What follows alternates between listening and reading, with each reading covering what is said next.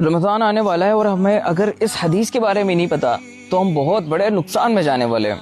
آپ صلی اللہ علیہ وسلم کی حدیث ہے کہ ایک مرتبہ کچھ صحابی جو ہے وہ قرآن کی تلاوت کر رہے تھے، اس میں عرب اور نون عرب دونوں صحابی تھے۔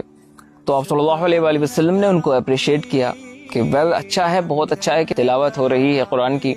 تو آپ صلی اللہ علیہ وآلہ وسلم نے ارشاد فرمایا کہ آنے والے وقت میں ایسے بھی لوگ آئیں گے جو اس قرآن کو تیر کی طرح سیدھا کر دیں گے، یعنی اس کو بہت زیادہ اسپیڈ، بہت زیادہ تیزی سے پڑھیں گے کہ ان کا وہ قرآن کو تیزی سے پڑھنا، وہ عمل کرنا، وہ صرف دنیا میں فائدہ پہنچائے گا، انہیں آخرت میں ان کے لیے کچھ فائدہ نہیں دے گا۔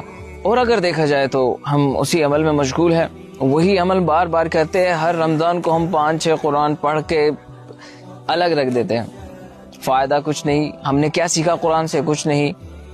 ہم نے کیا ہدایت لی؟ کچھ نہیں۔ کیا عمل سیکھا؟ کیا عمل کرنا ہے؟ کس پر عمل کرنا ہے؟ اللہ تعالیٰ کی آیتیں ہمارے لیے کیا بتا رہی ہیں؟ اللہ تعالیٰ نے ہمارے لیے کیا رولز اینڈ ریگولیشنز اینڈ کیا گائیڈ لائنز دی ہیں؟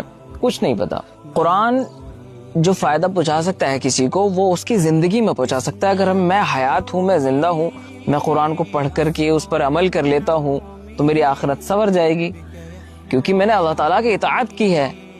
اور ہم نے کیا بنا لیا ہے؟ وہی جو رسول اللہ کی حدیث تھی وہ پوری ہو گئی ہے۔ ہمیں بس قرآن پڑھنے سے مطلب اتنی اسپیڈ سے پڑھنا ہے، تیزی پڑھنا ہے۔ وہی اللہ تعالیٰ فرما رہا ہے کہ قرآن کو ٹھہر کے پڑھو، اور ہم اسی قرآن کو تیزی سے پڑھ رہے ہیں۔ تو ہم نے اللہ تعالیٰ کی اطاعت کی یا نافرمانی کی؟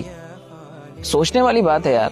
اللہ تعالیٰ نے قرآن کے ذریعے سے ہدایت ہم تک پہنچائی ہے کہ تاکہ میرے بندے جو ہے اس قرآن کی آیتوں پر غور کریں گے۔ اللہ تعالیٰ فرماتا ہے علم والوں کے لیے نشانیاں ہیں، اگر ہم غور کریں گے، اس کا علم حاصل کریں گے، تبھی تو اللہ تعالیٰ ہمارے لیے جو نشانی، جو ہدایت رکھی ہے، تبھی تو ہم تک پہنچے گی۔